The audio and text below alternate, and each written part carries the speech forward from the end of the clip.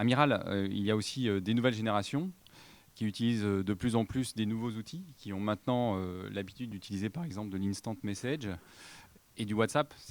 C'est un gros mot pour nous, WhatsApp. Donc voilà, quelles sont aujourd'hui les solutions et quelles sont vos exigences par rapport à ce type de solution pour offrir en tout cas un service aux nouvelles générations notamment. WhatsApp, c'est bien, mais chacun sait que d'abord le chiffrement, c'est le déchiffrer. Enfin, certains organismes savent le faire. C'est pas évident, mais on y arrive à faire des choses. Deuxièmement, on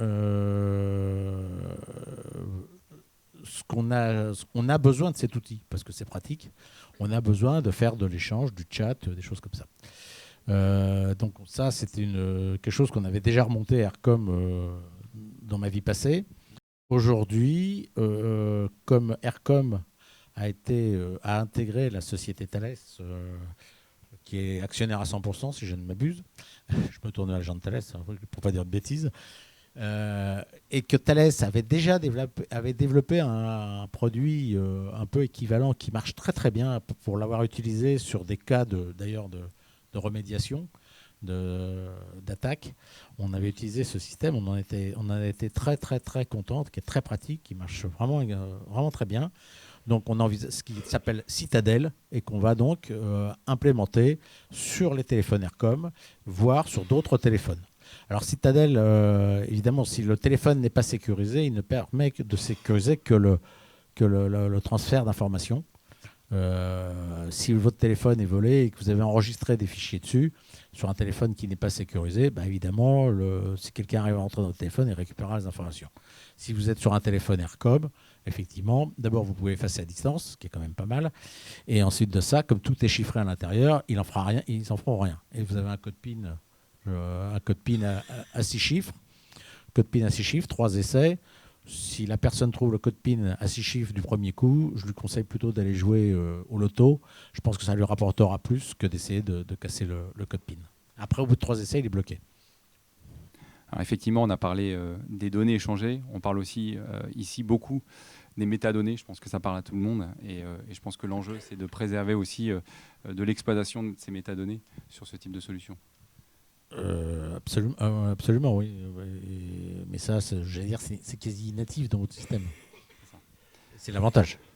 Quelque part, on a aussi cette gamme pour répondre aux besoins des clients, que ce soit gouvernement ou entreprise.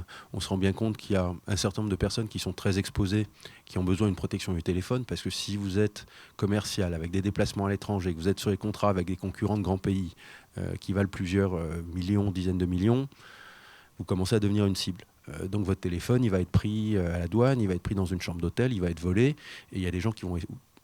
Ou simplement quelqu'un vous passera quelques minutes, injectera quelque chose dedans. Donc il faut protéger contre ça, à la fois la lecture et l'écriture. Mais là, on est sur une population finalement un peu réduite. Et inversement, on a envie que tous les membres de l'entreprise puissent, quand ils font du chat entre eux, ne pas parler des trucs qui sont business sur des applications grand public, mais réserver un peu. Donc on a vraiment Citadel, la protection du téléphone avec CryptoSmart, et puis pour la partie plus échange de données, quand vous faisiez éventuellement du Dropbox ou du WeTransfer, pouvoir remplacer ça par quelque chose de sécurisé, et CryptoBox intervient à ce niveau-là.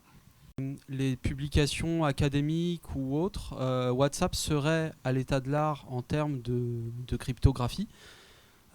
Du coup, est-ce que vous pourriez nous en dire un petit peu plus sur les raisons qui vous poussent à vous méfier de cette application ?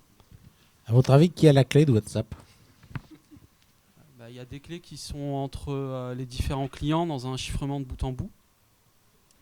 Alors, dans certains cas, c'est vrai, dans d'autres, ça l'est moins. Donc, et comme vous ne savez jamais trop comment vous l'utilisez.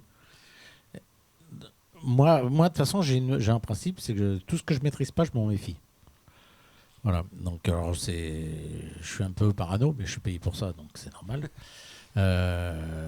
Et donc il y a forcément, moi je considère qu'il y a un risque quand vous ne maîtrisez pas la solution de bout en bout. Il y a des réponses sur ce point-là. Quand on a perdu son mot de passe WhatsApp, il suffit d'un numéro de téléphone pour récupérer l'accès. Ah oui. On l'a vécu.